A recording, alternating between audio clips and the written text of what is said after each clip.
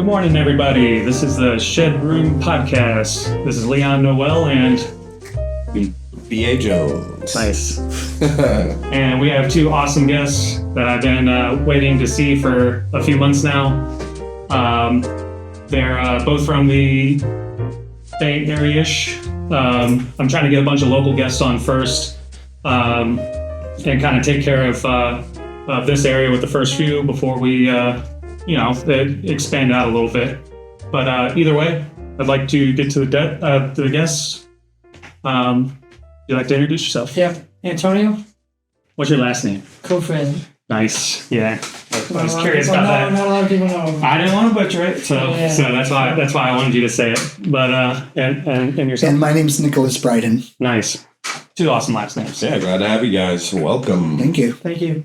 Yeah. So last time I didn't get a chance to say anything as far as sponsorship and stuff. We're not doing direct sponsorship, but I do have some affiliate marketing links through the label that I'm trying to run with DistroKid. So check down in the description section. I'll have some affiliate links there for Gear, DistroKid, and Riverside, where I'm not currently editing these videos from, but there'll be other podcasts in the future through this space that you'll find that we'll be doing live shows through there. But either way, so we got our intros from Antonio. Where are you from? Salt Lake City, Utah. Nice. Wow. Yeah. Okay. When did you move here? When I was about 15, so about sophomore year of high school. Nice. And moved here. My parents moved here. Basically went with them. Kind of. Where exactly? Where was I from exactly? Well, in Florida. Like when you moved. We moved to Largo. Nice. In Pinellas County. I've been here for the last 15 some odd years. So Okay, cool. Okay. I think I'm official. Yeah, for You real. are, Yeah. Yeah, the Florida man is leached in through the water for sure. Yeah. At least a little bit. So, why do you find yourself staying here now? The music scene has really kept me here. Awesome. Because there was like nothing back in Utah, especially when I lived there. Mhm. I did music in school and stuff, but gigging on the outside was just like not happening. So it was, a lot of the liquor laws and stuff over in Utah. It's just hard Right. to- Yeah. the bars are they're interesting to play to. So Definitely didn't think about the liquor law. it's just but yeah, that's mostly what I stick around here for is the music and friends and got a few family, but not too much out here. So Heck yeah. Yeah, there's we talked about that on the last one, actually, the scene. It's a good place to play music, like live music. So, yeah. And Checks out. what'd you do in school as far as the music stuff goes? I did theory class, jazz band, marching Ooh, band. Very nice. There's kind of an eclectic thing, percussion ensemble. Heck yeah. I played anything from marimba to drum kit. Awesome. And Cool. That's very good. So you got percussion in you then. Yeah. Heck So, yeah. like I consider myself a percussionist, not just a drummer. Heck yeah. So I put a lot of the percussion stuff in the past, but I mean, I still can pick back up. So what do you value now as far as like, practice techniques and stuff? Just what I tell people is just on a drum pad, man. Just See, make basics. Sure you have your basics on your drum pad. I don't get around the kit too much, so my active listening skills have been put to test. You know what I mean? I mostly learned most by listening to the songs. So it's over getting those reps in and getting everything together. So Yeah, with my brain, that's my hardest part with doing cover music is playing it the same way every time. And especially if you want to be very particular and you're trying to like what you guys do with your tribute bands and you're really trying to like honor the band's music, how they created it, it makes it even harder. You know what I mean? At that point, because like you're not only just trying to play accurately, but you're trying to emulate a feel of another drummer, of a famous drummer too, So it's like, it's in a little bit extra pressure and it's just that much harder because like emulating feel is I feel like one of the hardest parts as far as drumming, because playing a pattern's pattern, but yeah, it's definitely getting the feel is the toughest part. yeah. Feel the feel. Chilling. Yeah.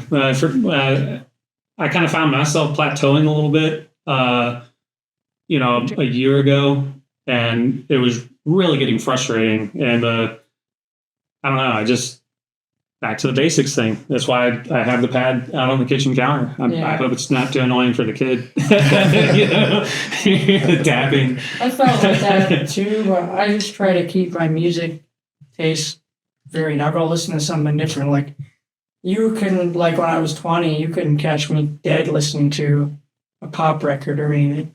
But now I'm like kind of delving into that stuff and appreciating the simplicity and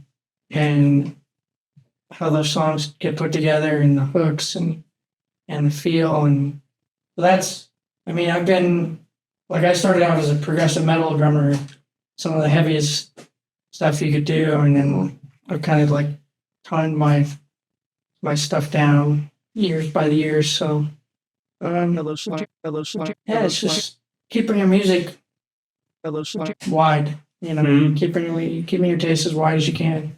Yeah, what's I think really propelled me forward a lot too, just with overall decision making and fills and overall playing is Latin music, and Latin jazz and stuff. Just because there's a lot of polyrhythmic groove and a lot of stuff like that. Awesome, sounds great. But there's a lot of rudiment stuff in there that a lot of people wouldn't, and I didn't really understand either because I was just playing by just straight feel. For the longest time and not even breaking it down. But either way, that's one thing that I've been enjoying a lot is just trying to put I have a bunch of stuff on YouTube to jam to. Just put on some cool Latin jazz tracks. Usually it's just timbales and a side percussion kit. So you're free and open to just groove to that all you want to. And, I can play a little bit too long, get an hour deep and you're sweaty and you're like, oh shit. That's something I haven't tackled yet is the Latin jazz, but eventually it'll get there. I'm trying to find a teacher to get me on the right track, because really you start off on the wrong track, you're screwed. Yeah, I have the most trouble with my feet with it. Yeah, because there's a lot of ostinato stuff that they do with the feet where it'll be like 2-1 pattern of some type. It's a triplet feel. Mm-hmm. So, but either way, like those are still difficult for me. Yeah, those styles are like all your limbs are doing something different. You know what I mean? They're all doing different patterns. Yeah, and what you are doing too is like you're having to break your brain into multiple hemispheres or be able to at least pull from both sides. Mm-hmm. And what's kind of cool when you're training with that, or at least what they study with drummers' brains and MRIs and all that BS, is the gray matter part of your brain that connects both hemispheres. When you train with that stuff, you actually grow that gray matter portion and grow the connection between both hemispheres. Oh. So that's kind of important, as far as practicing polyrhythms and some of the really hard where you're breaking all your limbs up into independent, especially polyrhythmic ones, because that's super difficult if you're doing like a 3-limb polyrhythm or a 4-limb polyrhythm. It's like I'm still on a 2-limb, you know what I mean? Yeah. So it's like I kind of want to lock that in before I kind of take the next step. And I don't know, maybe I should take the next step sooner, because I get where I hold myself up because I'm like, I'm never there. I can't do it. You know what I mean? But it's just that I'm still training on other aspects that I feel like need to get better about my playing in order to physically be able to perform. Yeah, a teacher really helps you break through those walls, Yeah, that's one thing I've always wanted to get and just throw down the cash for a really good formal teacher. Yeah, I've thought about doing that recently too. Yeah, I always preach it, man, because like I had some of the best teachers in high school, and they made me who I was, and like they were there to say, no, do it again. No, do it again. Do it again. Do it again. And they ingrain that work ethic in you, and it really just that alone is a discipline. Yeah, so it's just knowing how to practice. Yeah, I wouldn't know. I wouldn't have all this stuff ingrained in me without teachers, you know. So Yeah, sorry about that. But so what's up with the spinelli kits and the stuff that I've been seeing you with? John's just a really nice guy. He's known around here. He's been down here forever. And I basically, anytime I have some big gig or like we're shooting a video, I shot my YouTube videos, I just usually call him up and go, hey, can I borrow a kit? And he's like, sure, you want to do some promo? I said, yeah. Dude, he rocks. Anytime. That's awesome. Anytime. So they're the best drums, in my opinion. They're the best drums around. They sound amazing to me. What was the white one made out of? It's maple. It's maple. Oh, that one's a maple one? Yeah. It mostly uses maple. Yeah, I watched all those videos that you've done. So how many did you do so far? Is it 4 or 3 of them? There's 5. There's 5? Yeah. Okay, yeah. So there's still a couple that I need to watch then. They're just so easy to tune. Like the bass drum spurs alone are worth the price of the kit. Yeah. They literally just flip out. They don't move. And you just push a button, they flip back in. Oh, wow. No tightening and lugs, nothing. And they're just so easy to tune. We used them for the first time at a rehearsal, this past rehearsal. And I took them out of the bags. I tuned like one drum, and the rest of them sounded That's cool. That's awesome. pristine. You know. I was blown away how quickly you were how quickly you're able to set them up, and on top of that, just how light the shells were. Oh yeah, Like Yeah. it's mind-boggling. They sound so good. Oh, well, yeah, no hardware. I could pick up the bass drum and put it. Oh yeah, they're like free floating. Yeah, they're free Yeah. floating. Yeah, tree floating. Yeah, it just has like the long lugs, Yeah. one of basically. those, and they tune the top head, and they'll tune both of them the same.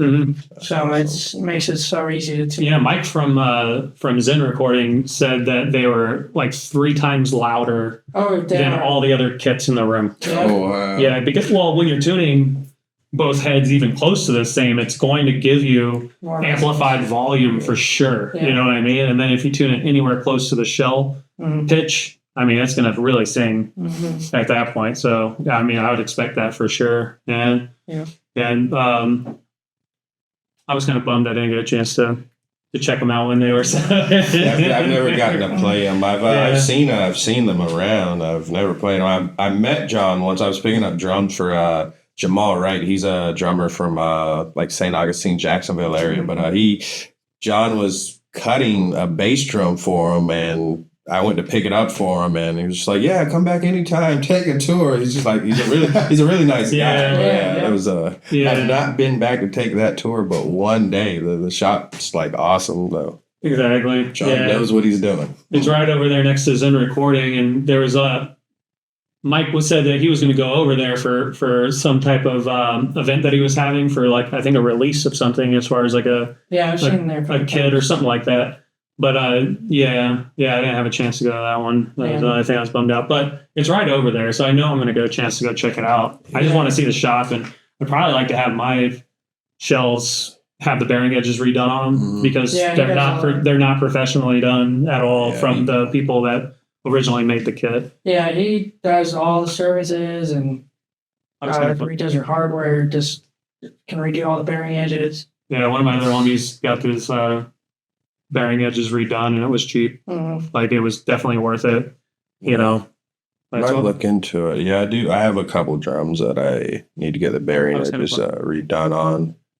Glad we had this talk. It does make a difference, man. Got me to thinking, Yeah, because it does make a difference. Just throw them on. If you got a good countertop, just throw them on the countertop with a light in there and check them. You know, it might not be as bad as you think. I've got one of his snare drums, and it's unreal. Like I have to use a Power Stroke 3 on it because it's just really loud. It's maple too. Yeah, it's actually maple and birch. Oh, cool. So you got a little mix. Just got a layer of birch on the inside. Nice. Or no, on the outside. I'm sorry, on the outside. So maple, 4 plies of maple on the inside, and a layer of birch on the outside. It makes it like a darker, gives it like a darker tone. That of the birch helps it like make it a little darker than a straight maple. Yeah. You know, I was it's gonna amazing drums. Privileged to have him as a friend and to have him help me out when I need it. So That's awesome. yeah. Yeah, well, like I kind of want to do the same thing with you and kind of see where you came from and how you ended up here or were you born here? So actually very similar to Antonio. I'm born and raised mostly in Portland, Maine. So Nice. the most northeastern state all the way down to the most southeastern. I moved down here in 03 in my sophomore year as well. Yeah. Nice. So I've been in Brandon pretty much the whole time, the Brandon area, in Hillsborough County. And I love it here. Growing up in Maine, it's part of New England. So to really go see any major shows or concerts or get any good music, you have to travel to, Boston, Massachusetts, Hampton Beach, New Hampshire, things like that. So as soon as I moved down here, I just got exposed to so much more music because it was just readily available. Yeah. The entertainment scene here is so great. So And how old are you guys? I'm 36. 33. Oh, so we're all kind of in the same age group then. Yeah. Right on. Yeah. So I kind of did the same thing that he was saying where I, I was in the metal scene a lot and then started kind of mellowing out a little bit, as far as, I think I'm just more enjoying like feel more than speed, endurance, and amount of notes, I guess you can say. You know what I mean? So that's why I feel like I've kind of mellowed out because it's actually harder than a Twitch response, because Twitch response, as long as you don't hurt yourself, you know what I mean, you can eventually learn it and get some really good speed and ease of everything. But how'd you guys meet and as far as for doing the music stuff? It's actually really cool. So I have always loved the music of Phil Collins and Genesis. And I've had my vocals compared to him on numerous occasions. So back, I'd say right before COVID hit, probably 2019, I really put it on my to-do list that I wanted to get a Genesis Phil Collins tribute group together. Then COVID hit and that kind of sidelined everything for a few years. Once things opened back up, the bars started opening again. I went out to a lot of music events and stuff like that. And the biggest problem is finding dedicated musicians that actually have time available in their calendar. All the good musicians are just overbooked. Always. And just finding, a group of musicians without a lot of personal vices, things to pull them away. So I was really getting nowhere. I was still getting out there singing and performing, but not getting anywhere with the tribute act. And I joined a couple local Florida musicians looking for musicians groups at the recommendation of a friend. And I saw Antonio, he put a post up saying that he has a Genesis Phil Collins tribute group and that they were looking for a guitarist.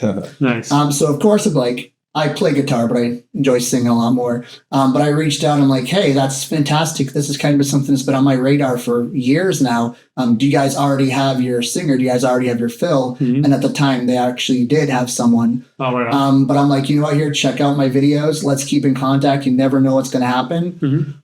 Probably a month or two down the line, I reached 6 weeks. maybe 6 weeks then. Yeah, I reached back out to Antonio. I'm like, how are things going with your singer? The group is like, yeah, things weren't going good at all. No. We had to let him go. Yeah. And I was able to, join the group and practice with them. And what's pretty cool is from the week after I met them, we actually played our first, open mic night performance together. So things moved pretty quickly, but it's just been such an amazing experience to play with such professional, talented musicians. Nice. I've typically, my performance, I've been in choirs and stuff and worship teams at church, but I've never played with really good, talented, seasoned musicians before. Awesome. So this has been a first for me and it's been a really good learning experience, but having Antonio to help me with everything has really been huge. That's cool. And we're just excited for the opportunity to share this music that we love. Heck yeah. So what do you usually play as far as guitar? So my guitar of choice is Paul Reed Smith. Nice. Paul Reed Smith is my electric of choice, and then I like Martin's for acoustics. I just think they're built superior to They're any other beautiful, brand. man. They are, and that's the cool thing is not being a drummer or coming from this world. Started to talk to Antonio and see those Spinelli kits, it's like I kind of see the things that we as guitarists look for, like the wood choice and things like that. It's the same for drummers. Oh, for sure. So it's really cool. And those spinelli kits are definitely very beautiful and high end. So Heck yeah. definitely, if I ever did move to drums, that's probably a kit that I'd use. But yeah, and then amp wise, my main amp of choice is Bogner's. Greenhold Bogner is just a genius. So heck yeah. Oh, very, very, very good answers. Yeah. I mean, Paul Reed Smith's guitars are just super neck. I mean, their neck profiles too is one of my favorite things about them. Almost kind of like they're not as thin as like a wizard neck or anything like that. And I've played some Ibanez's before, and I'm not too big on the flat necks, but I think the pattern thin is my favorite. Although their pattern regular is pretty comfortable as well. I'm not big into a fat neck. Yeah, it can't be like a baseball bat. Right. But yeah, they have something for everybody. Yeah. So what kind of makes you lean more towards wanting to do vocals? Just because I'm still growing as a guitarist. I can play rhythm parts pretty well, but I'm really focusing on lead. And just, I like being able to sing. That's my favorite thing. I'm very comfortable in front of and crowded with a microphone. Heck so yeah. I figure, if you really enjoy two things, it's a lot easier to pick one that you can really throw yourself into fully than to, try to balance it between the two. And I'd rather sing because it's something I feel I'm better at than guitar than to just, do guitar. But I still play guitar at home all the time and things like that. And did you grow up doing vocals and stuff, you said? I did, yeah. So I have been in choirs and chorus groups as long as I can remember. Back when I lived in Maine before I moved to Florida, I was part of the what was it called? The Boy Singers of Maine. Nice. It was a choir of all boys. And I was in chorus groups in school. So singing has always been a major part of my life, even before I picked up my first guitar. So singing is definitely my love. Awesome. Yeah, that's awesome. Yeah, and so, I guess Phil Collins is one of the big reasons you guys kind of got together because you guys both really like him as an artist and stuff like that. Yeah. What's the main reason that kind of brought you guys together as far as liking him, or totally separate ends of the spectrum? Or I mean, I like Phil Collins for a lot of his music. He was able to take something and more simplistic and realistically make it very big and almost orchestral in some senses, and I think that's not really valued as much, but it's really coming back a lot more now that people are making shorter songs and doing a little bit more simplistic groove and stuff, but making it more groove oriented, But still, he did pull out some very iconic drum beats, obviously, and Phil's. Yeah, Phil's. Yeah, that's very true. And I can appreciate Phil as a drummer, not being a drummer, but as a lyricist. Yeah, he has penned some of the greatest songs, of all time. What's your favorite? That is way too difficult. He's got such to a say. deep catalog, his own music, and then just what he's written for other people. His son's been really coming up for a long time, dude. That was super impressive what he did on the last Domino tour. Yeah. Is he still doing drums, or is he doing other stuff now? Yeah, he's in a band with actually Steve Lukather's son. Oh, that's cool. So they're kind of like a little mini. That's cool. Super group. Yeah, they're playing out in LA. Yeah, that's neat. Yeah. Yeah, so what was the other cover band that you were doing, Pat Minotaur one? It's all fired up. I just joined them. They've been searching for a solid drummer for a while. They've been having...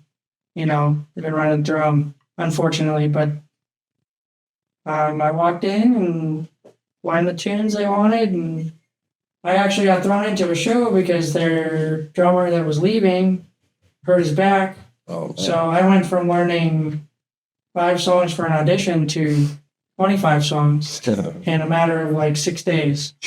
So we nailed the gig. Everybody was happy, and they're like, "Welcome aboard." And they nice. The Pat Minotaur stuff seems like it'd be a lot of fun to play too, because that seems like it's really groove oriented and a lot of it's laid back, and you can just have fun as a drummer and hold everything together. Yeah, there's some particular stuff, and I'm trying to sort through a lot of the early stuff. That drummer was nuts.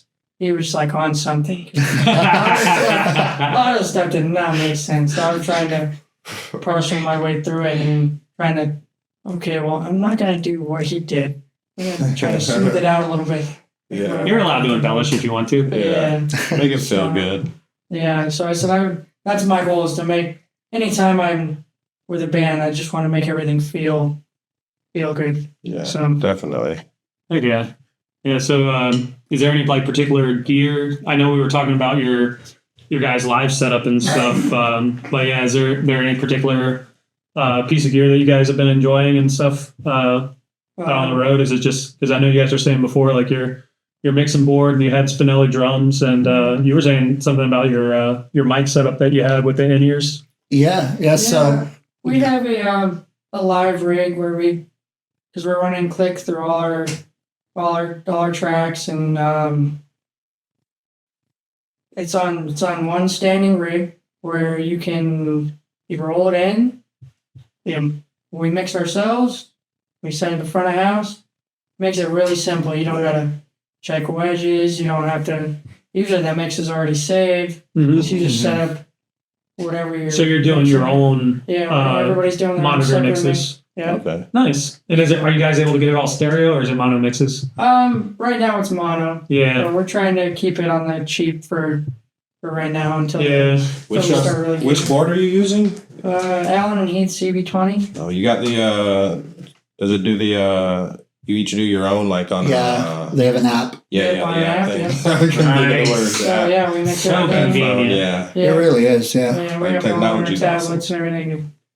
We all mix. Yeah, what I was going to use on the fly for right now, I was thinking about getting another one, but the that Antelope Zen Tour, I like the older version more so than the newer one because it gives you an extra set of ADATs, so you can run 16 through the Toshlink. But either way, that has an app that everybody could put on their phone, and if on the back of it has the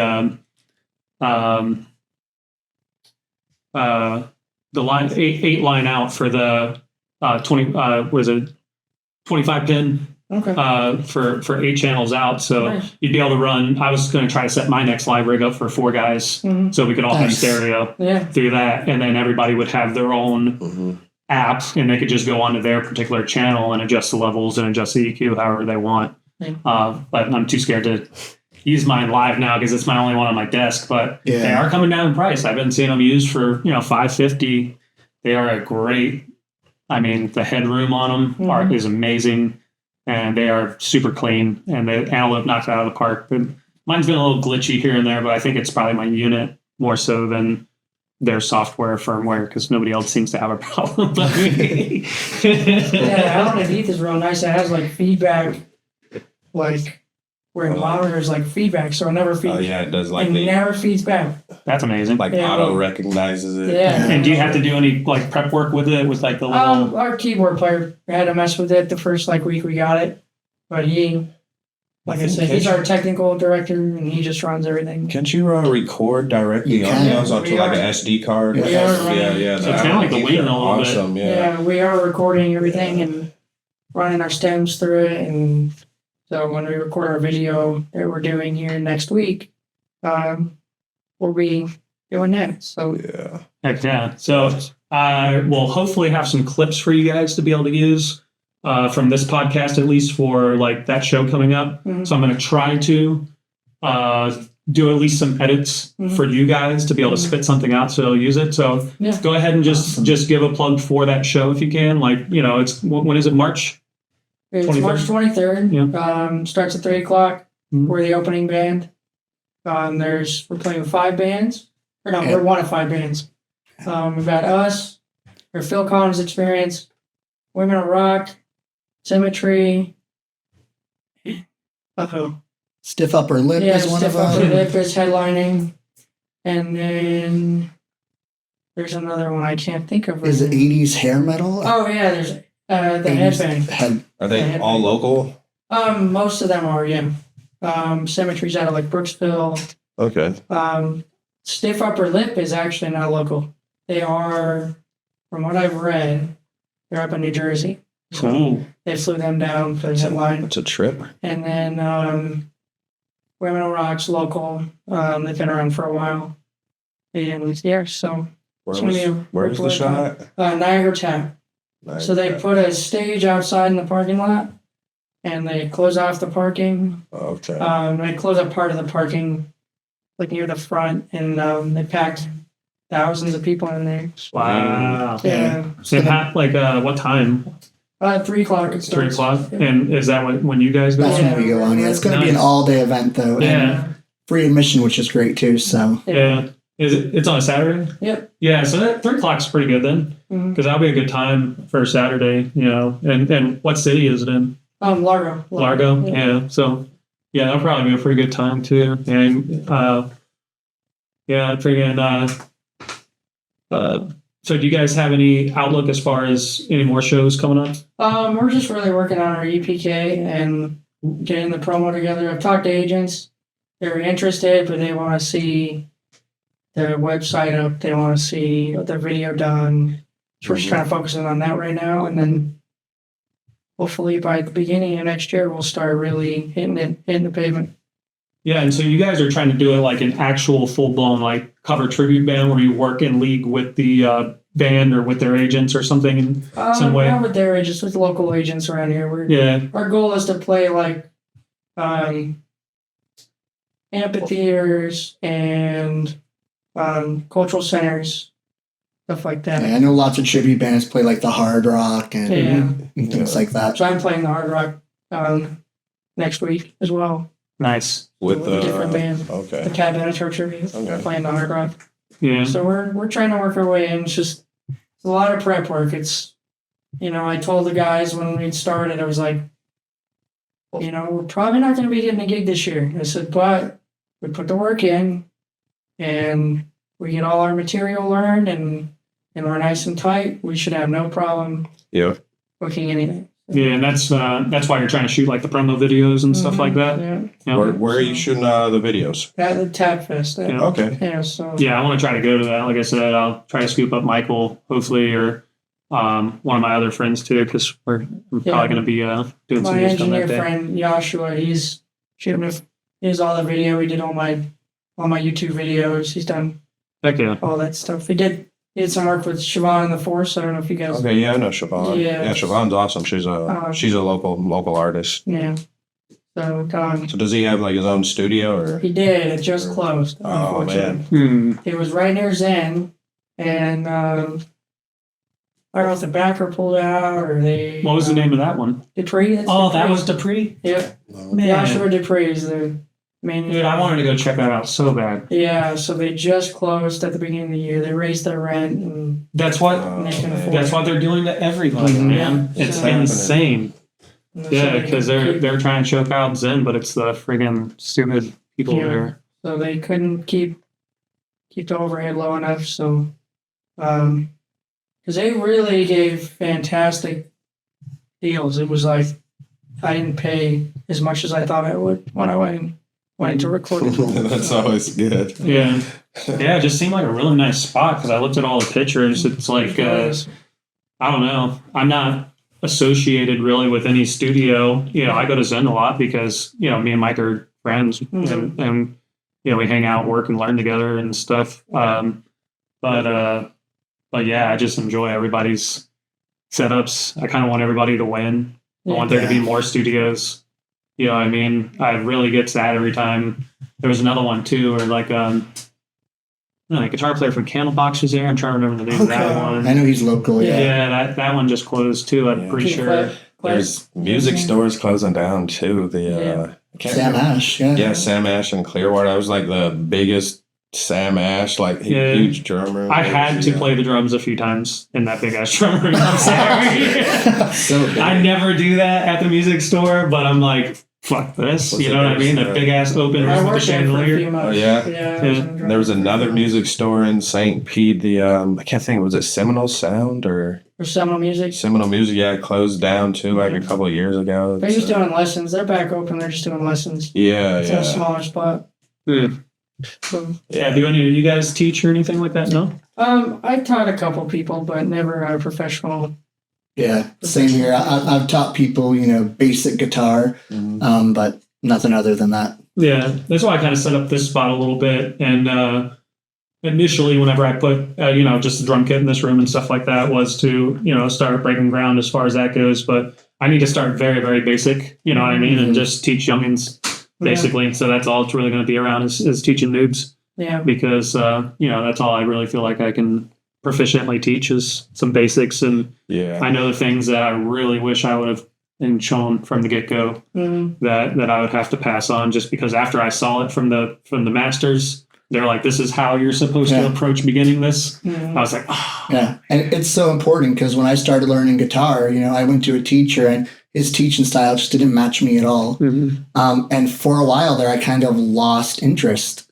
So it's really good to be able to teach beginners because if you can teach them the right way and instill that fire, so you can definitely explain something that's simple but make it seem more complicated. Yes. So, I guess being a teacher is definitely a gift. Got to have a little bit of a talent towards it, though. Yeah, for sure. Yeah, I just noticed anytime that I've ever approached trying to, somebody's. Because I bought a bunch of reject Vic First sticks that are just like I always buy those. They have no labels on them, and they're like 10 in a pack. Yeah, they roll. $30. They all roll good. So I don't know. Those are these sticks I buy. Yeah. So, but either way, I bought a bunch of them, and I bought really small ones. They're like the smallest, thinnest ones that were there, and I specifically bought those to give away to kids. That's so cool. So anytime somebody's like, "Oh yeah, my kid likes drums," so I'm like, "Here, it's 2 sticks." Torture the parent. Yeah. when I was working at GC, those packs would be like $7. Yeah. Oh my god. Yeah, they were 50 cents a stick for the longest time. That's whenever crazy. I was getting them and stuff, which was really, really nice. Buy 10 pairs for $10. Really cheap. Yeah.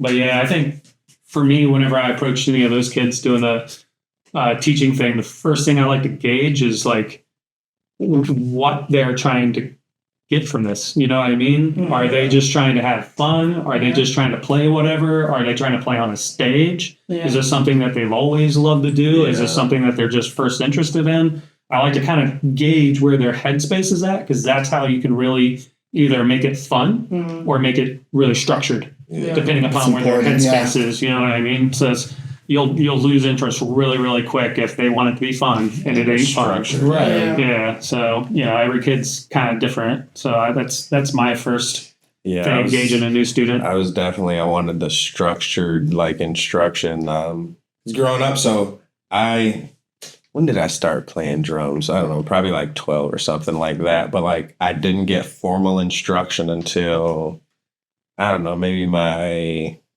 junior, sophomore year in high school. They finally gave me the percussion ensemble class. I don't know why they wouldn't just give it to me before. Anyway, so I finally got it, and there were a bunch of kids in there. Obviously some that loved it, some that were just in there because it's the class they gave them. But it used to be so annoying when there were kids that were just playing around, because I was like, I want to play on stages. I want some structured instruction. Teach me what you know. I kind of want you to make me hate this a little bit so I can get better. But yeah. Heck yeah. Well, your headspace was a lot better than my headspace starting out. Yeah. And Tim Hammond, that was my instructor's name. He's nice. He's still a teacher in Pinellas County now. What? But, Heck yeah. Tim Hammond, he's awesome drummer. He's so amazing. But yeah. Yeah, I had just normal music teachers my whole school career, but I was trying to I wanted to play drums or violin for some reason, because stringed instruments. Dad was like, nope, I'm dead orchestral trumpet. Here's my expensive trumpet from the friggin' 60s. I can't believe he gave a kid that. To use in bands, you know what I mean?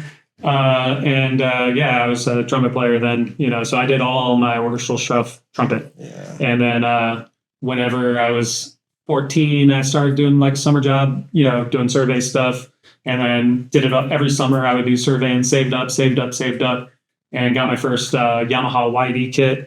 And it was from Sam Ash, actually, McMullen booth. And it was when they first moved in there, and they had the last of the YD kits before they discontinued that. They had 3 more, so they were half off. And I was like, oh shit, okay, that's half off. That's for me.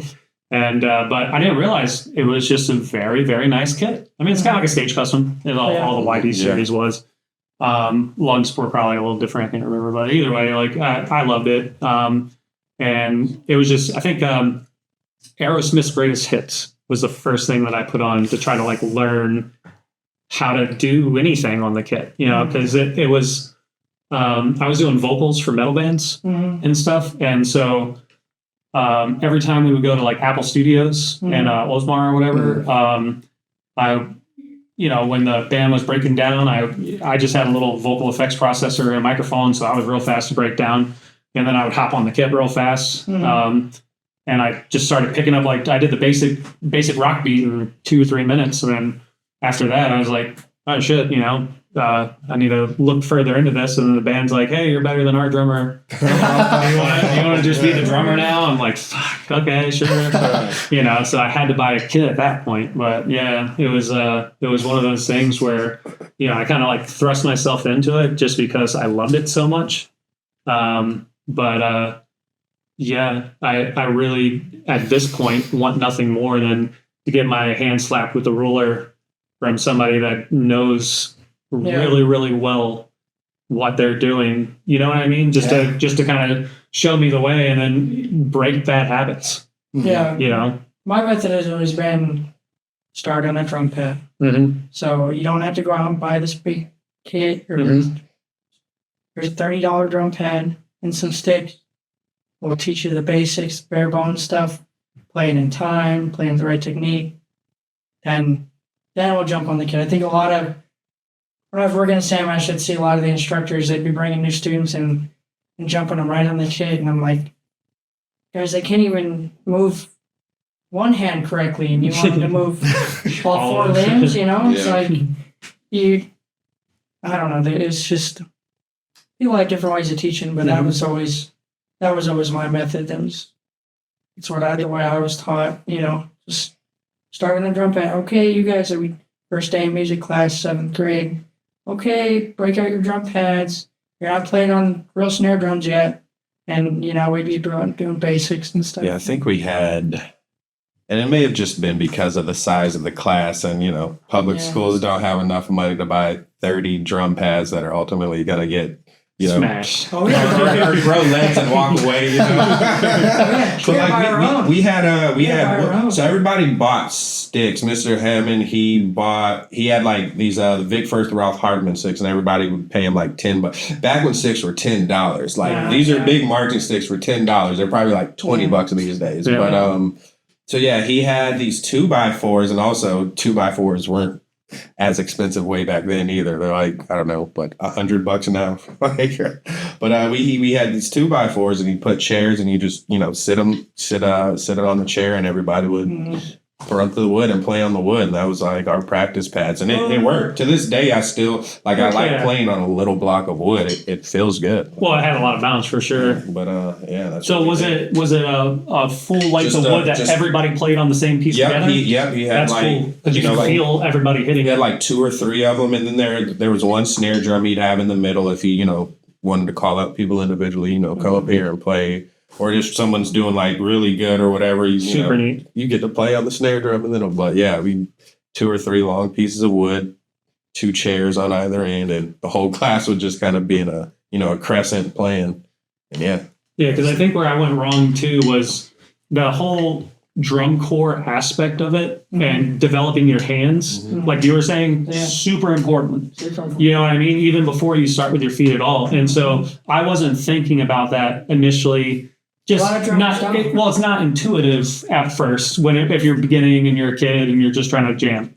You know what I mean? So it's like, it's not really intuitive, but like the whole drum corps aspect, like I look at it now as like, I really wish I could have got in at high school. Well, you know what I mean? Like, cause that would have been the best. Our high school marching and all that, they were awesome. They did a really, really good job. My first drum lesson was on a full kit, was on this gigantic, my neighbor was a big fan of Stout Rockenfeld from Queensway. She had a big, we had an apartment, we had a 2-bedroom apartment. One was his bedroom. Heck yeah. And like we had to get into the kit, you had to walk under this rack. Like duck and duck underneath and get behind it. Trap door. And that was my first kit I ever played on. He taught me Goodbye to Romance by Ozzy.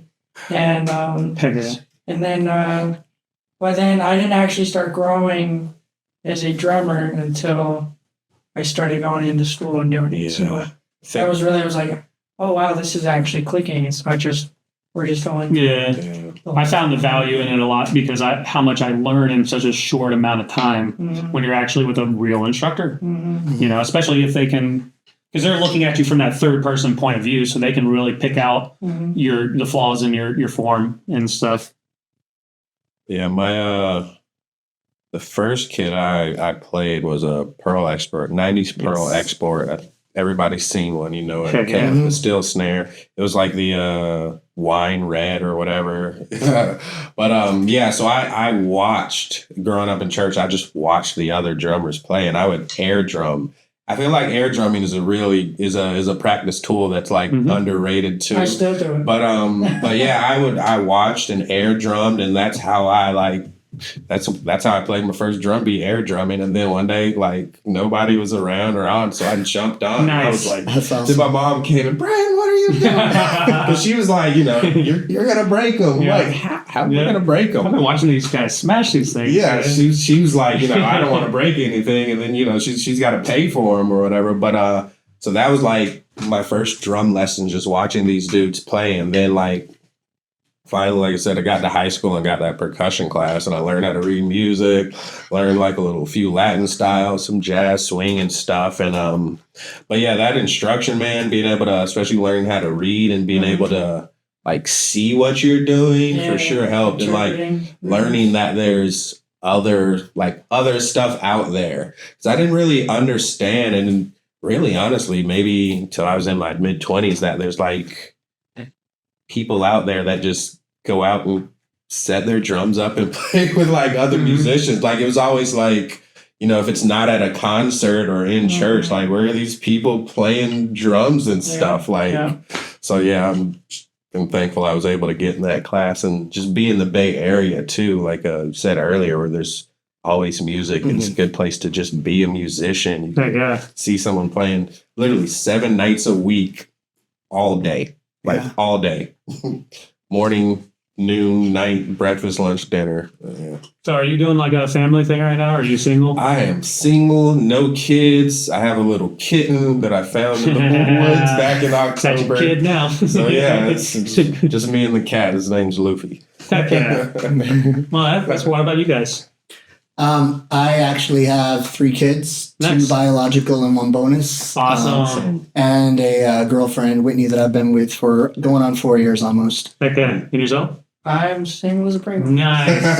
Okay. Yeah, it makes it really nice for you Really guys. single though. There's like 100 of them in the stack, but Well, it's just nice that you know, just to have some extra time and stuff. You know, my first son was born when I was 19, so I've been doing the dad thing my whole life. You know, so it's like it's a neat you know, work, free time, family balancing act. You know, it's just pretty difficult. But I say it's pretty difficult. I've never found it very difficult because I put family first. So that's first and foremost. It's always been, at least for me. And then the music stuff, I would consider it a hobby just because I put my family first. But now that I'm getting older and kids are getting older and stuff like that, I'm moving more back into what I fucking love to do. And performing live is what I love to do the most, because that's where I get the most I just got addicted to it, you know, because I don't know, I don't get nervous or scared. I just enjoy the whole process. I enjoy getting there and setting up and doing the actual show and tearing down. I like running my own shows too, for that fact. It's awesome. Because you get to be there the whole time and really get to set it all up and pick the venues and, you know, work and all that stuff. But how do you find, like, you balance your times? It's actually been a lot easier than I thought. The most important thing is having a family that's supportive of you. And I got the most support at home. I mean, we were originally doing practicing bi-weekly. But since we're prepping for the Tap Fest, you know, we've been picking it up, you know, every week practicing. We got together yesterday to just work on some time and stuff. So no, they've been extremely supportive. They know that it's a passion of mine. I'm the same way though, family always comes first. But I'm very fortunate, you know, that I can keep my family first while still getting to do something I really enjoy. That's awesome. I don't think I'd be as fulfilled without music. Yeah. And a good partner is key. And then having awesome kids, I'm sure, is key. My kids rock, so they're all very musical. And this has actually been really helpful too, because I want my son to get into drums. Awesome. So like you said, I mean, my brother got a drum kit when he was young. You set him behind it and he just got lost. Yeah. So I think starting out on a pad is really going to be the best way. So yeah, for me it was a pillow. A pillow? Like, that's what I That's had awesome. first. I was trying not to make too much noise. Yeah, it can be any. I mean, it could be anything as long as Yeah. starting simple and Pots and pans. Air and drumming. The Yeah, couch. he's got Anytime I tons- see that couch meme, I'm like, oh god, that's he's exactly what I got do. tons of drummer energy. So Heck yeah. I'm excited for him, and they both sing and stuff. So music has always been huge in our house. Like music's on all the time, and my bonus daughter and my niece actually we went to the first Fired Up show that Antonio played, and the kids loved it. Heck yeah. So they really appreciate good music too, which is cool. Cool. That's good. Yeah, what's good about that type of music too is it is family oriented also. Mhm. You know what I mean? You can take your kids there, you can invite your grandparents or whatever and not have to worry about getting outlandish. I invited my parents and my family to those metal shows and stuff. But I was slightly embarrassed a few times, not necessarily from our band, but some of the other bands were pretty freaking outlandish. yeah, my friends went to, or my family went to one state theater when I opened up a state theater. And Yeah. they're like, we don't get it. Unless you. Yeah, State Theater was awesome. You guys ever get to hit Bourbon Street before Bourbon Street closed down? I did not. I didn't get up to Paso too much. Yeah, that was a cool one back in the day, but that one closed down way too soon. That was stuff. They had a sound dance over Is there. it Bourbon on Main? Is it still going? Do what? Bourbon on Main? Well, no, they closed down and then they came back, but it's only half the size of what it used to be. Like when you walked in, it used to be like 2 bars. The stage was like all the way in the back. I think they turned it into like a gun range or It something used now. to be huge, yeah. Yeah, so it was gigantic, and it was just really cool because of how it was all set up with the 2 bars and the stage and the speaker. It was a very good sound system. Everything there was really really put together. Well, I think it was one of the best put together stages at the time. Other than, the Masquerade was really nice while the Masquerade was around and stuff. But I only really played Ybor, Bay Area, up East Coast kind of stuff. Okay. So, And Ybor, I don't even think they I don't have know. much live music anymore. I think everything down there is like The Ritz. DJs. It's the Ritz Yeah. is still there. And Orpheum plays some shows, and Yeah. so does the Crowbar, I think. yeah, I like the new Orpheum. Yeah. I think Yeah, they the new definitely Orpheum's they pretty leveled nice. up. I saw the Warren in there a Mhm. couple years back. Solid Crowbars in trouble. The owner was like at a town meeting just because rent's going up everywhere. But Crowbar was kind of in a little bit of trouble, I think. Complaining or trying to be a voice in the community about the prices going up. Yeah, it's Sure. insane. Losing all our local venues. Losing all our locals, man. Like, dude, I'm an engineer and I can barely afford to live here. I don't know what everybody else is doing. I just feel super bad.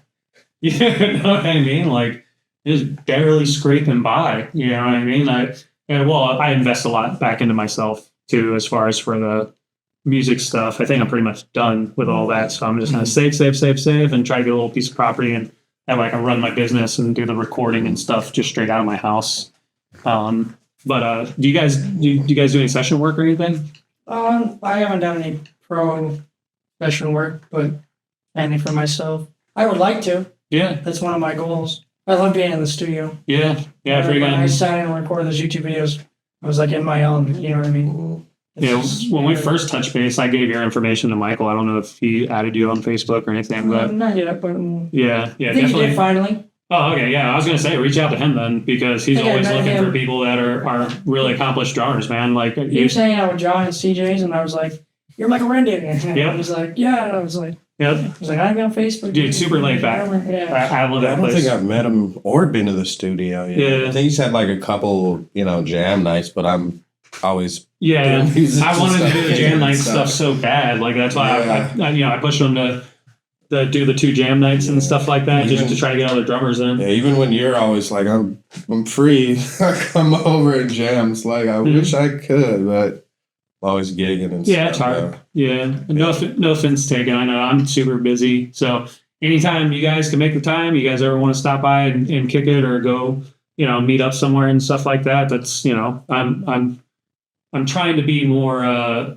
more personable and go out more, because I've just been putting so much effort into work, save money, invest in myself, and I think I'm finally getting to a point where I can enjoy life a little bit more. That's awesome. You know what I mean? So you know, I'm doing these to meet people also, and to try to help us all get more work and get ourselves out there. Like podcasts are great for, you know, getting it where you pop up on Google when people search specific things. You know what I mean? So that's kind of why I'm doing this too, because it's going to help me and my businesses also. And I'm going to be rearranging my website. I kind of had it set up more for DJing and doing all those live gigs for like the festival events and stuff. So I'm going to be rearranging that and stuff to set it up for like the podcast and stuff like that. So by the time all this stuff release, we'll have a website that's more geared for a podcast and my session work stuff and studio gear and whatnot. Do you guys do any like home recording stuff or anything like that?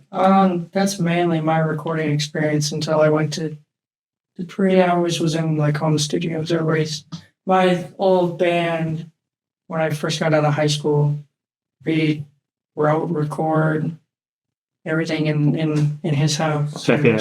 It was pretty self-sufficient. So. We always had the shittiest of the shittiest gear all the time. Like, whenever I was growing up recording, we were recording on such bad gear.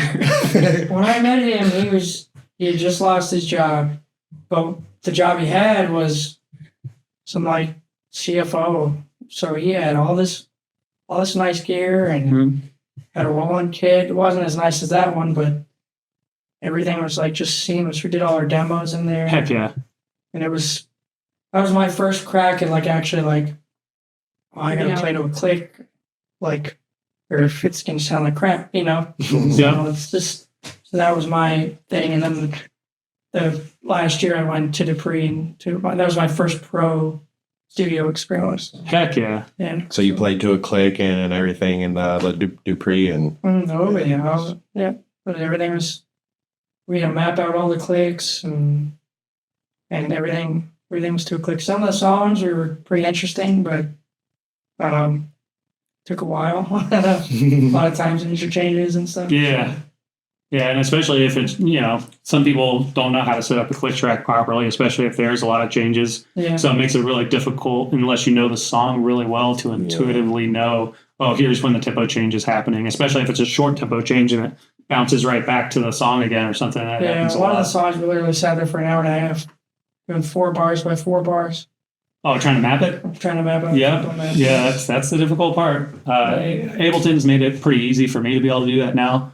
But do you guys like click tracks? I do. Yeah. I love it. Yeah. Okay. Yeah, Like, me too. This is my first experience with them, with this group.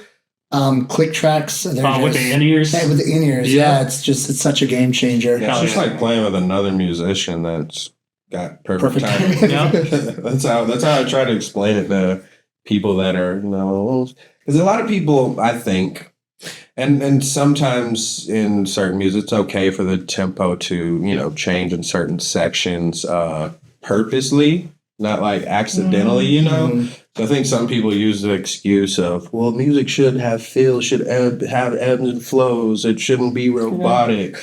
But like I'll say, like, what if you're playing with a percussionist that's playing a cowbell perfectly in time? Yeah, right? What's an ostinato? What are you gonna do? You know what I mean? It's the same note being played the same over and over and over. But yeah, I love the click. I love playing with tracks. That's good. Yeah. That's good that we all kind of feel the same way about that. You know, just because I know there's a bunch of people, like you said, same deal, but I think they're really kind of pigeonholing themselves because when it comes to any professional setting, you're just because how things work in a production setting, you're going to have to use it. So everything lines up with lighting and video and this and that.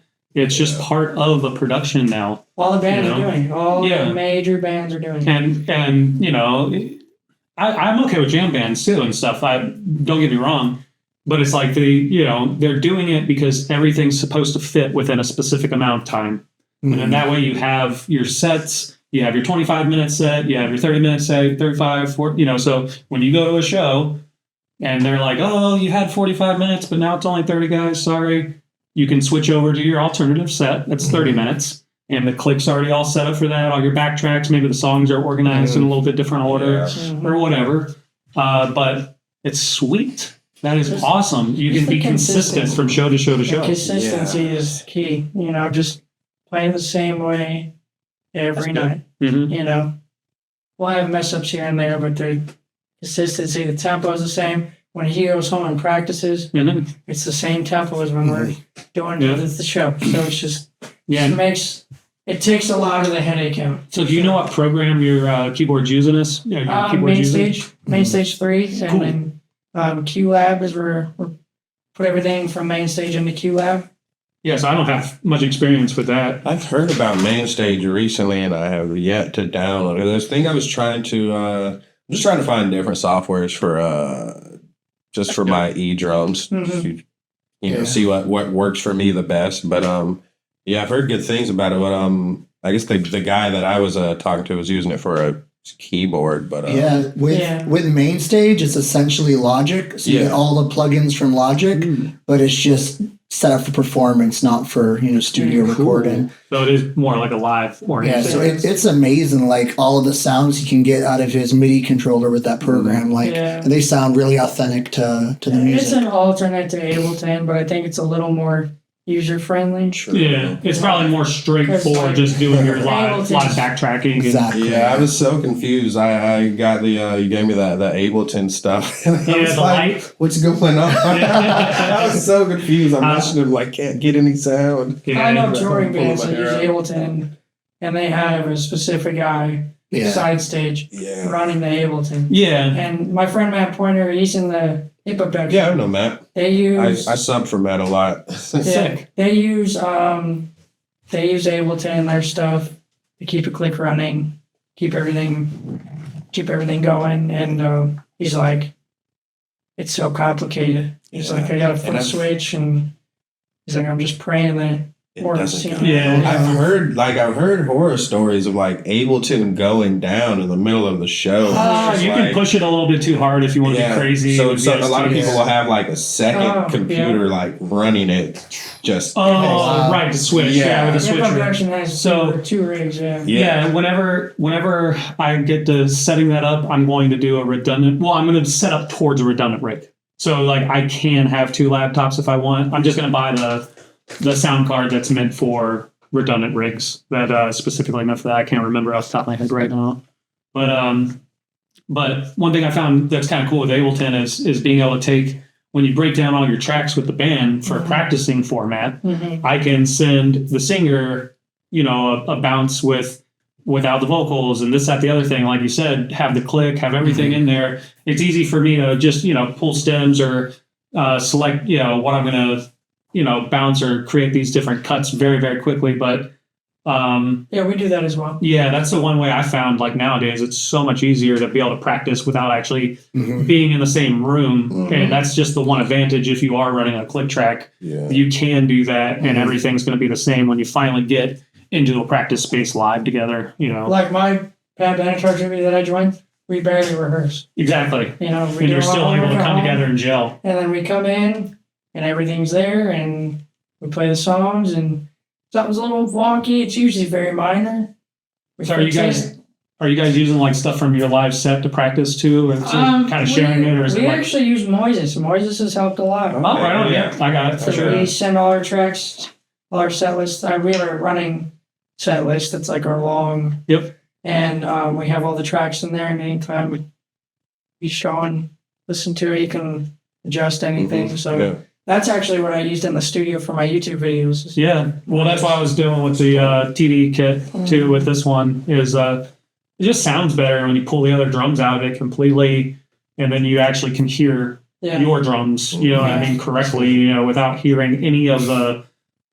Whenever I hear the other drums in the background, and especially if there's any little inconsistencies with the playing, to me it just sounds like crap. Yeah. You know what I mean? So it's really annoying to hear the other drum set. And all the old videos from like back in the day, I had no choice, being a kid growing up. But now it's like I'm kind of like particular about that. I don't want to hear the other drummer. I want to hear the person playing the drums. You know what I mean? Currently in the video. So the TD kit's been awesome to be able to send the multi-track out for everything. I have a freaking template already set up for it, done deal. And it just makes everything quick.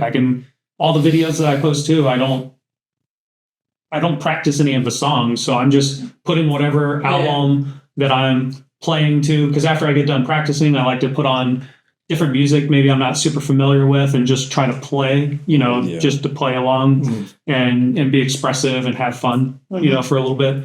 And yeah, so that's usually what I end up recording. And maybe if it's something and I don't jump out, I'll just restart the song again and just re-record the song. But generally it's always off the cuff. I'm just pulling it off the top of my head. Usually it's music I'm not very familiar with. And that to me makes it a little bit more fun.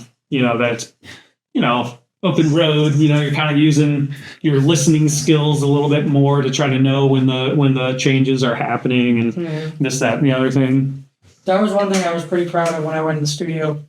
I did like one punch in the whole time. Singing. Everything. I was trying to get full takes down. So we ran it multiple times. In one song, we had to do like probably 10 or 15 times, but there was like ones I did in like 2 takes. You know what I mean? And did they do tape on those recordings too, or was that just straight like hardware, that software? Straight out software. Oh, okay, it sounded good. So everything was. So yeah, I did very few punch-ins. I think I punched in 1 hit, maybe 2, and yeah. But my goal was to record with technology, but record the way they used to record back in those times. Totally different skill too. Yeah, and just trying to get the drum track in one solid take. Yeah. Even if I got some flubs in some of the songs, Yep.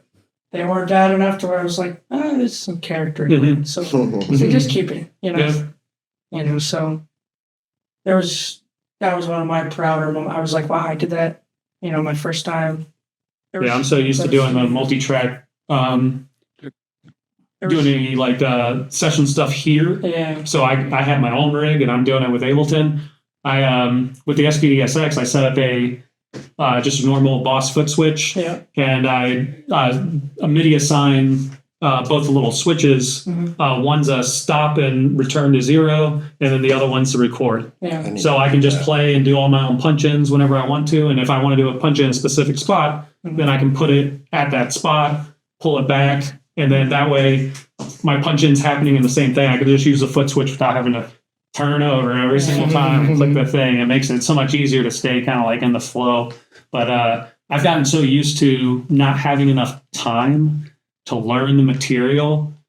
So literally pretty much everything's like being punched in. You're playing as far as you can without messing up or this, that, the other thing. And then a lot of times you'll send it and then they'll be like, oh, can you change this fill, or can you do this, or can you do that? So then you're kind of forced to either punch in or re-record the whole thing. And sometimes they specifically want to keep a part. So I've just gotten so used to it at this point that for me, it's not necessarily easier. It's usually faster for me to get from point A to point B with unfamiliar music. You know what I mean? But then whenever it's something that I'm familiar with, I would much prefer to try to record as much in one take as possible, because it's an accomplishment. It gives it all the feel that you can give it. And, it's truly you in a full performance, Yeah.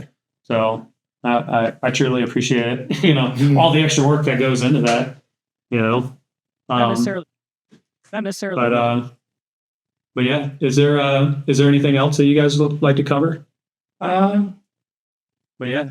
Not necessarily. Not really. Not that I can really think of. But yeah, so we got that video shoot coming up, and Niagara, was it Niagara Tap? Yep. Yeah. 23rd? Yep. Tap Fest 8, and they call it 80s mixtape. 3 p.m. Yeah. Nice. Yep. And I'll definitely. It's going to be a thing where anybody that's on the show, and I'm not stalking you guys, don't worry, but I'm going to, when you guys post stuff for upcoming events and stuff, I'm going to be sharing that stuff to my timeline. I want to do it kind of like as a thank you, and I'm going to do it pretty long into the future and try to keep up with everybody that's on this show as much as possible and keep a dialogue with you guys. I want to try to get you some work at that studio if I can. Okay. You know what I mean? And, same for you. Awesome. So you do vocals and stuff. So they're always looking for people to cut tracks and help with every aspect of it.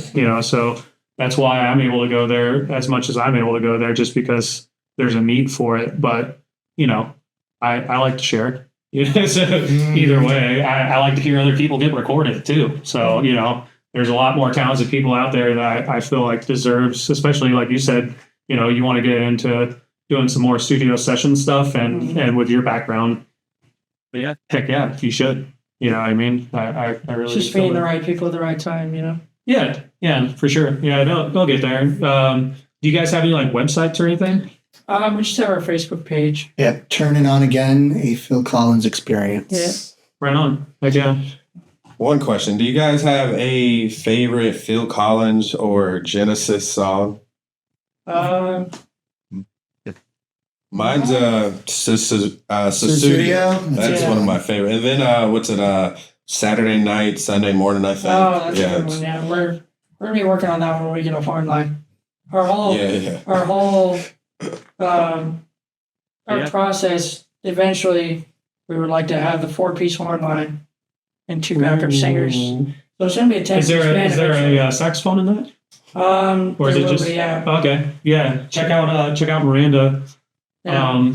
Michael's girl. Yeah. Amazing saxophone player. Yeah. And vocalist too. She does backup vocals. She's awesome. We're using Rick Santiago is going to be our sax guy at this show, and he plays sax in congas and awesome. his background with U.S. Stones tribute. Ooh. So they play all around here. They're pretty well known. But we've got another special guest, Karina Price. We're doing Easy Levers, where she's just doing a duet with Nick. Heck yeah. So it's gonna be a good show. We've been working hard on it. Yeah, and I don't know about favorite song. That catalog is just too big. I think my favorite song to perform though is probably "Take Me Home." Nice. Yeah, that was how I was gonna kind of elaborate that question. Was like, what's your guys' favorite song that you guys are playing right now from that? Mine's Easy Lover. My favorite is Easy Lover. It's always a fun. I think my favorite's Something Happened on the Way to Heaven. Yeah. Heck yeah. So why do you guys like those ones individually?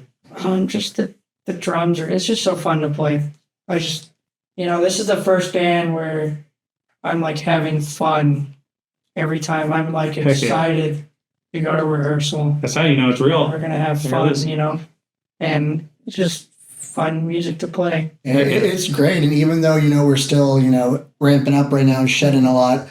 We've already had people reach out to us, even at the first time we got together and played a weekend, someone was like, I own a bar here in Clearwater, I'd love for you guys to come and play. So I guess it just shows through when we're playing with each other. We're just having so much fun and it shines through in the music. Yeah. Keep having fun because that's like the main way to hold interest. Mm-hmm. And, I've been, trying to make it as much fun for myself as I can whenever I get my time, but it's, I need to get back on the stage. It's hard to lock in with a group of guys and you all have the same schedules and that's the same outlook and the same direction, same ending goal. Yeah, I have a lot of local musician friends. One of my friends, Julian spinelli, he's part of a Tom Petty and the Heartbreakers tribute. And he was also part of a Completely Unchained for a while, the Van Halen tribute. Ooh. And he said the same thing. He's like, when you're looking for a group, you need to make sure the musicians that you're with have the same want out of it as you. Mm-hmm. Because people are going to do it for different reasons. And if you get with people that have misaligned reasons from you, it's never going to work out. And I really feel like all of us, we're all on the same page. Yeah. So it's made it really easy and a lot of fun. Yeah, it stinks with the time wasting thing. That's my whole thing whenever you're with a band, even if I've been with bands for like a whole year without playing a show. Wow. Yeah. You know what I mean? And then you're just learning and keep expanding the set and getting better and better. And then somebody leaves the state or just suddenly it's gone. Yeah. Oh, wow. You know what I mean? We really put our hearts into this stuff for it to never actually come to fruition. So I think that's why it was so important that we did play so early, just to see how much we were into it. Mm-hmm. When we started out, it was, I gave everybody 3 songs to learn. And we're like, okay, we're going to test this out. Let's just give it a shot. Everybody's down. We'll move forward. We've been taking baby steps. Mm-hmm. Why we did the open jam, just to test it in front of a crowd to see what kind of reaction we get. If people walking out or oh, we suck. We need to go back and rehearse more. And what song did you do or songs? We did Don't Lose My Number, Yeah. Misunderstanding, Against All Odds, and Turn It On Again. Yeah. I love Don't Lose My Number too. Yeah. Yeah, that's a good one to start the show with. Yeah, Yes. How long is the set going to be for that next one? We're going an hour. Yeah. Heck yeah. Yeah, it's a good, nice long So one. quite a bit bigger than the first one we played, so it's It was exciting. only like 20 minutes. It was good. Turned out good. So And what's your guys' futures like? You think, after, not necessarily after this band or anything, but are you guys going to continue doing cover music, or you guys going to try to break out into other things? my goal in the end game is since I was probably about 20, since I picked up drumming again after my little health scare, by 35 I wanted to play grounds for a living. Oh, Just yeah. You're on the way. I'm getting close. It's getting real close. I'm down to part-time work, so That's awesome. yeah, so we're just kind of getting it to float on by until the gigs. It's a good area to do it, especially if you're living like Pinellas and St. Pete. Yeah. Really good, easy area to do it in. Definitely looking to take this tribute band as far as we can. I mean, tribute bands are pretty big right now, so there's definitely, and it's great too when you can find a tribute for an act that's no longer performing. If there's a tribute for a band that you can go buy a ticket to see, but you're not going to see Phil Collins anymore. You're not going to see Anthony Banks. Dude, I feel his pain with the whole back problems, because a car accident took me out and broke my back right just above my belly button. So it's like, it was one of those things where the hurting myself, healing kind of thing over and over and over again, I had to stop. And I had to stop exercising. I had to stop, playing this, because I literally couldn't walk. Yeah. So I had to kind of retrain my legs and this, that, the other thing. And so I value it a lot differently now, a lot more positively than before. But yeah, it's the same thing with Phil, see him he went not even be able to hardly sit behind the drum kit He went anymore. down fast, and I'm surprised because they were doing the U.S. Open. That was Nick's first gig, and Phil was standing up, wandering around, doing whatever he does, and come 2021 or something, when they were back out on the road, he was in the chair. Yeah. So we were just like, whoa, we're shocked. I couldn't bear myself to watch the tour of but it hurts to watch the more recent performances. Yeah, because of my back dealies and stuff like that. That's the reason why I got that Yamaha chair there. That's really wide and big and stable, and you can lock it down. It doesn't jiggle. It doesn't move. Because I noticed that if you're sitting, and the chair is doing this wobbling, it was murdering that pinch in my back, and just exacerbating it and making it so much worse. And then 45 minutes in, I'm just it almost feels like I got a kidney stone or something, but it's my spine. Yeah. You know what I mean? It's pinching hard and getting inflamed. So I literally bought a chair throne for the studio because I was tired of taking mine there all the time. And I just left it there. I'm because his was all toppling and breaking apart, but having something also underneath your hamstrings helped a lot too. So that way you can lift your legs and your feet are able to dangle when you're playing, rather than always having to have a foot planted in order to be anchored. Yeah. So because it really hit me when I was doing ostinatos and trying to play something with it. Yeah. I was really having trouble because I was always needing to have a foot anchored or leave heel down or something. So I wasn't leaning forward, but yeah, having a wide seat underneath my hamstrings kind of helped me out a lot. Have you guys seen that? What is it? That Paul Davey or drum set or Paul the drum throne with the speaker. Oh yeah, the little Porter and bass Davey, thing. the Porter and Davey. Those are cool. I know. It's got the butt kicker in it. Yes. I know a guy that has one local. Michael Gary. I don't know if you guys know him. He's a local drummer, but it's a pretty cool thing. Yeah. Those are metal drummers use them. I want to get a big square one. I know it seems stupid to spend that much money. A lot of people like to feel the kick, and you can't really feel it. It's just the monitoring situation is what I'm thinking about. And then if I have it, the whole setting up to play shows in the future, I'm probably just going to set up one kit and have most of the bands just share the kit. So that's going to just be on the stage for everybody to use. So it's going to be a benefit for everybody playing that night kind of deal. Cool. You know, so I feel like it will be a better investment than if I just have it sitting on the e-kit forever. Although it will be in here most likely with the e-kit because it is so nice. That deal that we did with Snarky Puppy and at the Clearwater Jazz Holiday, that's what they had there. So that's what I first had the chance. And when they were doing the sound check and shit, I hopped on it immediately. I was like, okay, let me try these out. Like shit. Because like I guess he had it up pretty high, but I felt it all the way up my spine into my ears. Yeah. You know what I mean? I was like, damn, that's how this works. Okay. It's like literally like very tactile. But yeah, it shook the shit out of me, and he had it pretty hot whenever he had it on there. But yeah, I could definitely see it as a benefit just not having to have those giant subwoofers behind you on a stage situation, trying to bring that rumble down and whatnot. But I think I'm, not now. I'm not, I got to save money. And like I said, I'm going to just focus on saving and making money with what I have now. You know what I mean? Because I think I'm pretty much done. I've paid off all my music shit, and I just need to focus on creating with it and using it. And that's another thing too, with what I have here as far as for the recording stuff and doing session stuff, if you guys ever need anything, you know what I mean? Or need me to do like a mix down master, or you want me to do some of it and then maybe send it through some tape over with Michael or anything like that. You guys ever need help with any of that process or, share worth or whatever, throw it my way.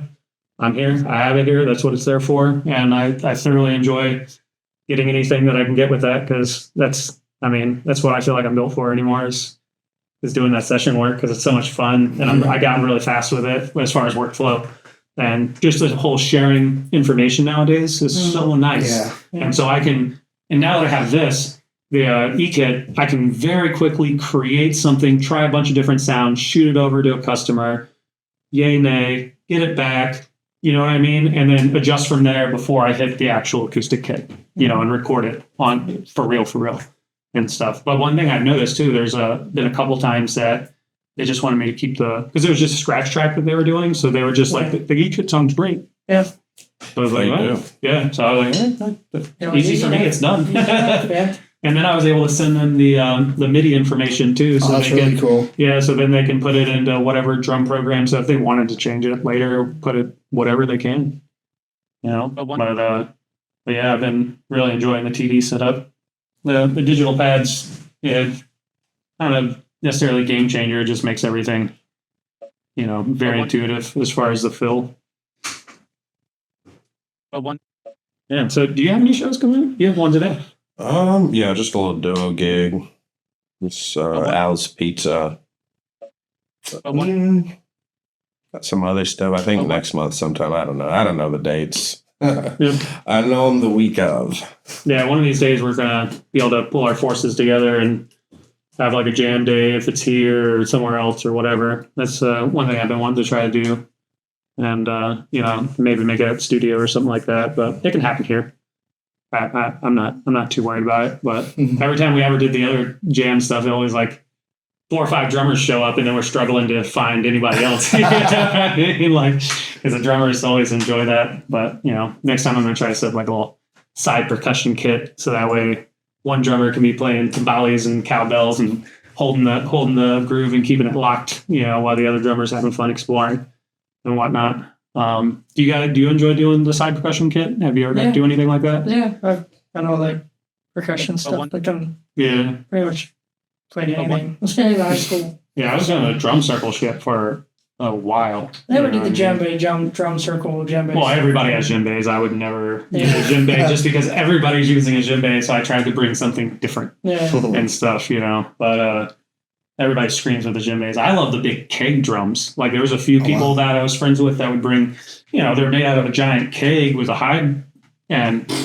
powerful. And what's cool about when you're playing the kick, basically, is you're dictating everything with how everybody's dancing around the fire and stuff like that. And as you change, you watch everybody else change direction, and you basically dictate what everybody else is doing, and you're keeping it locked in for them. I just had fun playing both sides, just from the marching stuff, you know what I mean? So each one sounds different, so you could do like cool patterns with it and whatnot. But yeah, I wish you could do that with a regular kick drum. I guess that's why they tune the two different kicks different sometimes. But yeah, anything else? Are you coming down the pipeline? No, nothing really yet. Just regular, cover gigs and stuff, all that. What cover band do you play in? Not really notable. Just we just play, show up and play. Oh yeah. We show up, play, make somebody. And are you doing the whole like click track setup and all that stuff with a little slide PC? Not really for the cover gigs and stuff. Really just studio. Some gigs I'm on, but usually just in studio stuff. Yeah, are you liking the new SPD Pro? I actually prefer the SX, the Pro. It doesn't suck, but they took away some key features, which makes no sense. Like they took away the bass output, the FX, like the FX controls. You can't manipulate them the same way. I feel like they went backwards, added a hi-hat controller. A little bit. They went a little bit backwards. I don't know why you would take away stuff. You should just add stuff or just leave it alone, But it's cool because it's all right. Yeah. I don't think I'm going to take the plunge for a while. Like I said, just saving. But I still know people that use the regular SPDs from back in the day, and they're still workhorses. Yeah, I just got one SPD-SX. Yeah. Not too long ago, for 84. Yeah, do you have to use like a DI box for yours for the frame, or is it? You don't have to. Is it balanced out? It depends on which input you're going into the mixer, but I think it's balanced. Yeah, okay, that's good. Yeah, because the SPD-SX is not balanced; they're unbalanced. So that's why I kind of got that JDI radial there for stereo, and then the stereo one's nice because it's basically a 2-input one rather than a 1, but you can still sum the stereo and the mono on both sides. Okay. And so it's just really, really nice if you only have one input, but you want to sum, and it sums very nicely. Like it sounds very clean and super quiet, obviously, because it's radio shit. But if you're going to use it for long cable runs live, front of house will love you to death. If you invest in one, I found mine used, but it was in really nice condition. But yeah, we're about like an hour and 30 minutes deep right now. All right. So if there's anything else you guys in particular want to cover, we can start moving into that stuff here, or if you guys want to wrap up, we can wrap up. I'm good. I'm good as well. Yeah, you guys ready to wrap? Yeah. Okay. So yeah, thank you guys, dude, for coming out. Yeah, no problem. Thank you guys. Yeah. Thank you for having us. Yeah, it's freaking really awesome. I've been super not proud of myself, just proud of like the community when a bunch of people have like reached out to do like this podcast out of nowhere. You know what I mean? And he was the first person I hit up for doing the hosting stuff, and he was like, "Yep, been wanting to do this." I'm like, "Oh shit, okay." That's the kind of energy I need. So fucking A. And show 2.